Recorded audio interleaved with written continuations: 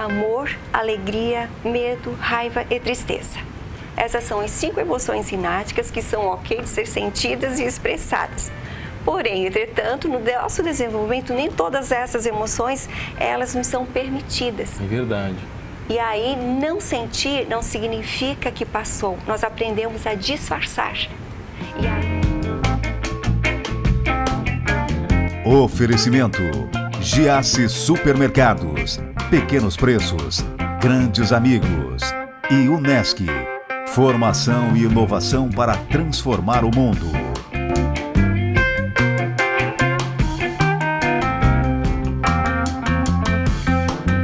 Ela é psicóloga, especialista em adultos, crianças e trabalha muito com autismo. Eu tenho o prazer de receber Lede Sacchetti Ghisi. Tudo bem, Lede? Tudo bem, o prazer de estar aqui, mano. O prazer é meu. Quanto tempo de psicologia já? Bom, eu sou da 2ª turma de psicologia da Unesc. Isso quer dizer? Que a minha formatura foi em 2005, então eu sou de 2004, então tenho alguns anos ali na parte da psicologia. Tá, qual área que você se dedicou mais na psicologia? Desde que na minha formação, 2 áreas sempre foi de maior afinidade para mim, que é a parte clínica e a escolar. Então, desde que eu me formei, são as 2 áreas que eu atuo, principalmente eu digo a clínica. No estágio na psicologia, a gente faz 1 ano de estágio de clínica e o meu primeiro paciente do estágio de clínica foi também o meu primeiro paciente na clínica depois de formado. Tá, na clínica que você fala, o divã do psicólogo, aquele? Isso. O tradicional? O tradicional. Pessoas revelando segredos, contando histórias, chorando pra você? O divã a gente coloca mais, né? Colocado, mas geralmente mais a parte da psicanálise que... Mas o divã é uma decoração, né? Isso. A pessoa tem que ficar à vontade como ela quiser, mais ou menos isso? Eu digo assim, é um espaço que é para esta pessoa. E eu coloco que ir em busca de uma terapia é um carinho que a pessoa se dá. Coloco da necessidade que hoje nós temos desta busca, porque ainda a busca ela está maior, mas ainda existe alguns preconceitos em termos desta busca, desta ajuda. Eu coloco da mesma forma que nós buscamos ajuda médica, que ela é super importante por uma patologia, por uma doença na parte física, e nós não somos somente um físico, nós temos o nosso psíquico. Então, cuidar do nosso ser psíquico é fundamental. Então, qual é o nosso instrumento de trabalho na psicologia? Trabalhamos com comportamento, com as emoções e com os pensamentos. Quando você fala isso, as pessoas não acham o psicólogo meio louco? Tem a fama, sabe? Tem fama de ser meio louco, de fazer psicologia para se entender, não tem também um pouco disso? Assim, isso é num social é bastante dito, mas na prática a gente coloca, é uma profissão bastante importante e o profissional, ele precisa estar bem. Então, eu coloco para todas as profissões, independente de qual é a profissão, mas trago para a parte do psicólogo, o principal instrumento de trabalho somos nós mesmos. E a parte educacional, sempre teve na veia? Sempre também. Então, a minha parte é o meu ensino médio, fiz magistério, então trabalhei já, meu primeiro emprego foi como professora. Você era professora já? Como professora. Quantos anos você tinha? Eu me formei no ensino médio ali com 17, com 18 anos.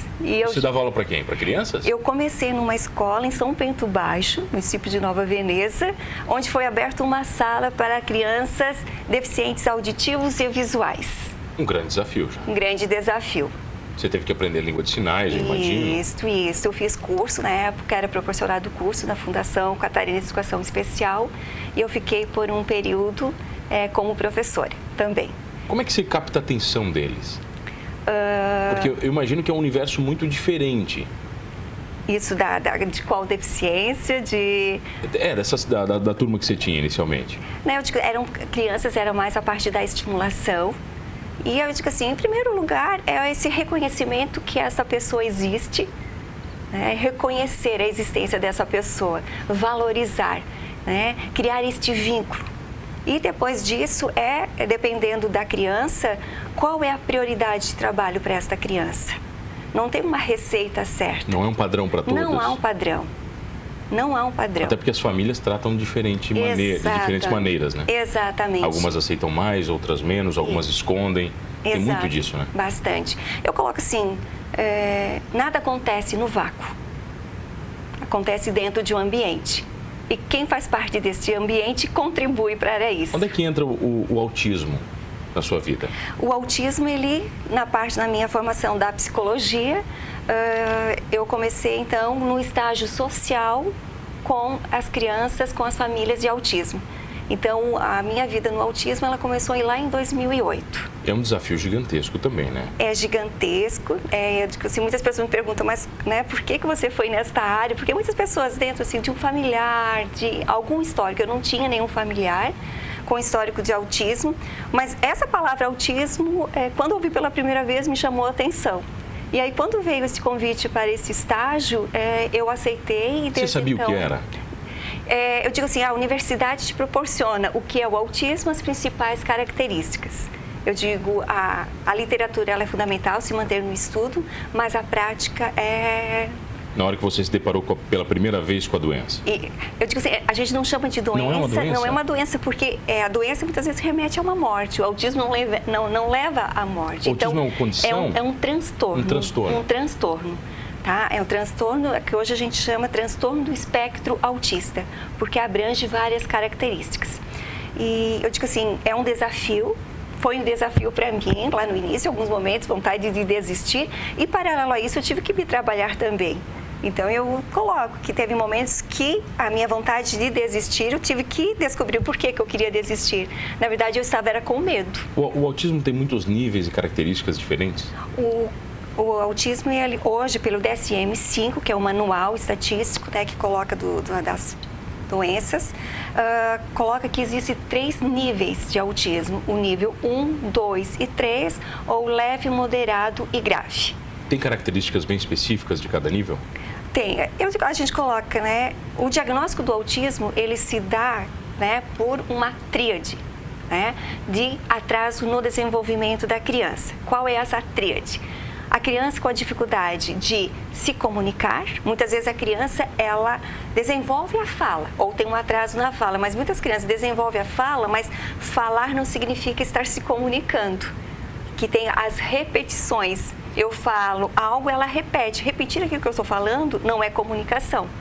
Então, esse atraso, um comprometimento da comunicação, um comprometimento na interação social, muitas vezes está inserida com as outras crianças, mas não está fazendo uma troca. E um padrão de comportamento restrito e repetitivo. Então, muitas vezes, né, determinadas manias, aqueles movimentos estereotipados. Então, essa é a tríade que a gente observa dentro do desenvolvimento da criança, que ele se dá através, né, dessa observação, dessa análise junto com os familiares, junto com a escola. Você falou que teve medo. Isso. Né? Você descobriu que tinha medo quando se deparou com um transtorno. As famílias, quando elas se deparam com um diagnóstico, elas sentem o mesmo medo que você sentiu? Eu não posso dizer o mesmo, mas é medo. Muitas delas relatam medo de um futuro. Ou muitas vezes eu recebo um diagnóstico, e agora o que eu faço? Medo da incerteza, Isso. do desconhecido, Lê? Isso. Como vai ser o futuro do meu filho? Meu filho vai poder fazer uma faculdade, vai poder trabalhar, vai poder construir sua família?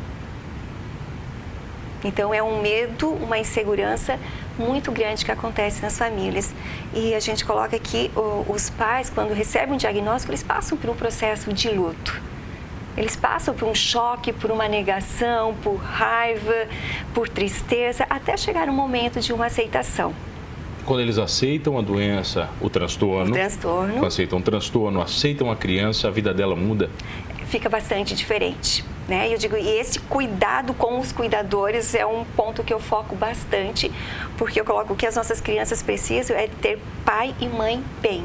Então, esse suporte, dar esse acolhimento a essas famílias é tão importante quanto também poder atender essas crianças. Quais são as características principais do autista? Então, Porque eu já vi amigos meus dizendo o seguinte, eu acho que meu filho é autista. Assim, mas, sabe, aquela coisa do desconhecido, né, da dúvida. Quando é que eu sei?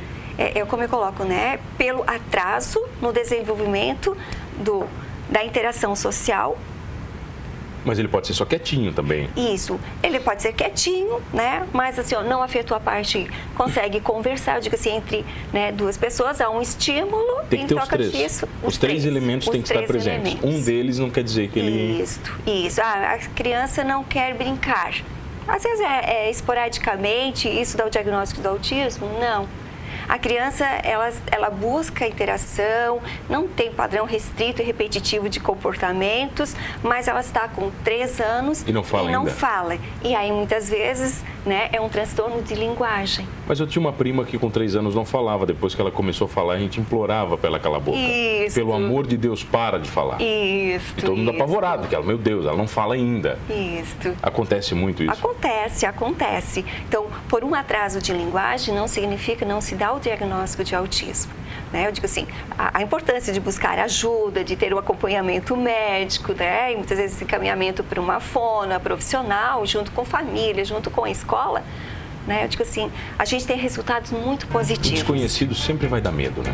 Sempre. É normal, né? É normal. Vamos falar disso na volta? Vamos. Eu tenho o prazer de receber ela, psicóloga, especialista em tanta coisa, Lady Sacchetti Guise. É rapidinho, eu já volto aqui no Manos Talk Show.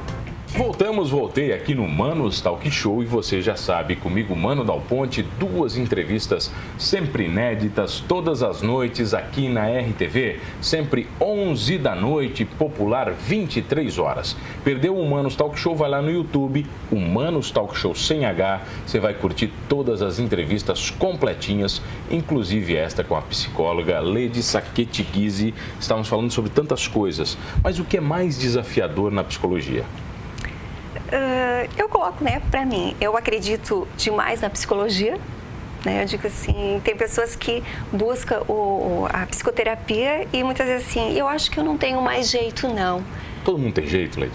Tem jeito. Enquanto há vida, há mudanças. Então eu coloco, né, que teve na época uma senhora de 70 anos e chegou e colocou, minha filha, eu acho que eu não tenho mais jeito, não. Tem. Enquanto há vida, há mudança. Todo ser humano, ele é reativo. Então, basta, né, eu digo, este querer, ter este apoio, é possível a mudança. A causa dos nossos problemas, numa grande maioria das vezes, está dentro da gente? Eu digo assim, com certeza, né? Somos multifatoriais.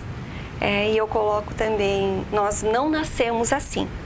Nós aprendemos a sermos assim. Por que algumas pessoas escolhem se ferir?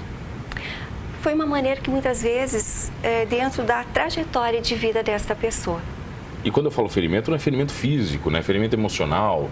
Algumas pessoas se preocupam demais com coisas idiotas, que para mim são idiotas, para elas são importantes. Isso. Mas por que nós somos assim? Bom, eu vou trazer então um pouquinho pela análise transacional, né, que esta é uma abordagem dentro da parte da psicologia, e que essa parte que acredita, né, que enquanto há vida, há mudanças, porque nós não nascemos assim, mas aprendemos a sermos assim.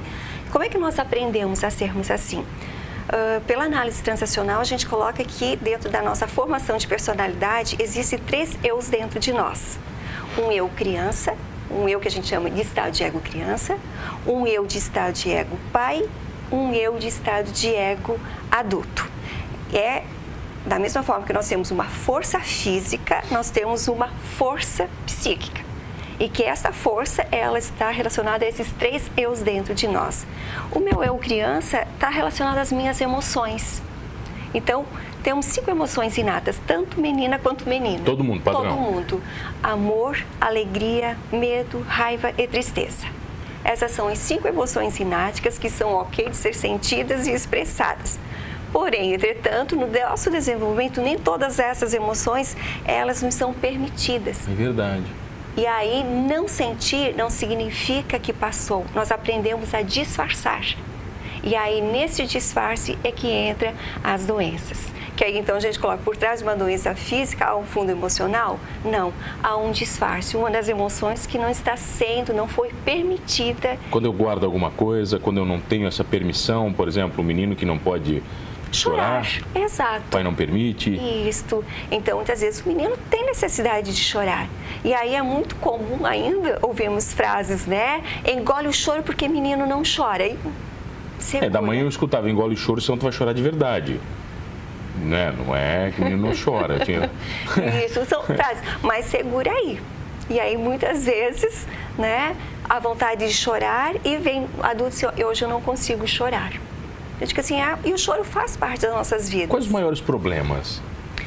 Hoje eu vejo na parte de consultório assim, muita dificuldade, a parte de ansiedade, depressão, a dificuldade entre os casais, os relacionamentos. São coisas básicas que atrapalham o ser humano? São. Eu digo, são coisas que tá muito ligado aos nossos valores, com aquilo que a gente aprendeu. Por que somos tão teimosos? E não conseguimos deixar para trás algumas coisas? Quando eu falo somos todos nós, eu, você, quem está em casa, todo mundo é teimoso. Nossos valores, as nossas culturas, os preconceitos que carregamos, os preconceitos, que esses preconceitos estão ligados com o nosso eu pai. Nenhuma criança nasce com preconceito. Nós, são ensinados preconceitos, julgamentos. E muitas vezes aquilo que você aprendeu, que você julga, uma outra pessoa vai, achar que isto não. E aí muitas vezes esta briga de valores é que acontece as dificuldades nas relações, nas transações. O Brasil, ele ocupa algum lugar específico no mundo em transtorno? Os brasileiros são muito transtornados, vamos dizer assim? Eu digo assim, eu não posso dados, mas assim, o índice de depressão... No Brasil? No Brasil, tanto é que, acho que na semana passada tem uma reportagem que veio até não somente em adultos, mas de crianças, um número crescente de crianças de 6 a 12 anos com diagnóstico de depressão. A tecnologia, ela atrapalha mais do que ajuda, Peide? Hoje em dia eu coloco que, eu digo, esse aparelho, a tecnologia em si, ao mesmo tempo ela nos ajuda, mas tem causado também bastante problemas. Porque eu digo assim, muitas vezes vão trazer para a nossa história, nossos pais ou até mesmo, quando não tinha tanto WhatsApp, tanto recurso, quando nós chegávamos em casa, para quem ia a atenção? Hoje, se nós não colocarmos uma rotina, nós chegamos em casa, mas a nossa atenção continua ainda com o aparelho. E aí as pessoas que nos são mais próximas não têm esse reconhecimento, não há as coisas, digo assim, simples e que dão tanto prazer em nossas vidas. É um grande desafio, né? O desafio, acho que é um desafio para todo mundo, né? Avalie o que você recebe no WhatsApp de interessante e de verdade. Exato. O que serve para a tua vida. Exato. Praticamente quase nada, né? Exato. É lixo, besteira... E se tu saíres, eu digo assim, muitas vezes eu vou, a restaurantes ou na rua... e tem me chamado muita atenção que estamos ali mesmo, muitas vezes, 4, 5 pessoas, seja de amigos, casais, familiares, e cada um está com o seu celular. Casais, Casais com celular, eu acho absurdo isso. Exato. No restaurante só os dois sentados na mesa e os dois, cada um no seu mundo. Então, eu digo assim, tem sido utilizado, eu acredito, de uma forma muito maior daquilo que seria importante. E mais o que, uso de mais um celular ou outro, aparelho, e automaticamente a troca, o reconhecimento, digo assim, o que é esse reconhecimento? É validar a existência do outro, dizer o quanto que é importante. As crianças só querem presença, Elas Exato. Não precisam mais nada, Exato. Só que é um adulto que sente no chão para brincar com elas, Exato. Exato. Então, assim, coisas muito simples, mas que têm um significado de extrema importância para a saúde física e psíquica. Se você fosse deixar uma dica para os pais em casa, o que não fazer com seus filhos? Tem alguma receita de bolo? Eu acho que sim, não tem uma receita em si de bolo, mas de uma forma bem geral, de que sim, aproveite o tempo com o seu filho dentro da fase que ele está. Não tente acelerar e nem atrasá-la, Isso. Curta o máximo, aquilo que puder. Eu digo assim, e o máximo que eu coloco, não é a quantidade do tempo, mas é a qualidade. Sabe, aquele abraço quando que você dá a uma pessoa, que você dá ao seu filho, você não precisa dizer nada. Mas aquela troca de energia e que tu passa assim, que bom que você existe, que bom que você está aqui. Então, isso é de extrema importância, porque eu digo assim, da mesma forma que nós precisamos do alimento para abastecer o nosso corpo, caso contrário, se nós não nos alimentarmos, nosso corpo não sobrevive. Da mesma forma, nós não temos somente um físico, nós temos esse psíquico, e que também precisa de alimentos. E se não tiver esse alimento, este corpo também não sobrevive.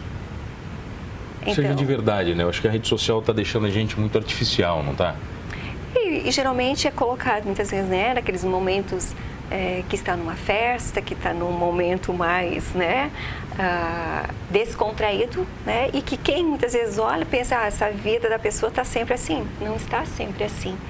Eu digo assim, da mesma forma que a alegria passa, a tristeza também passa. Então, né, eu digo assim, que invada as nossas vidas de uma forma, né, que tenhamos muito mais momentos de alegria do que de tristeza. No fundo não é tão difícil viver, né, Leite? Não. A gente complica tudo, acho, né? Acho que a vida é até mais ou menos fácil, né? Eu digo assim, a importância de se perguntar, né, o que é felicidade para mim? Do que eu preciso? Posso fazer essa pergunta para quem está em casa? O que é felicidade para você? Do que você precisa? Eu preciso de boas histórias e ótimos programas, igual este aqui. E você, gostou?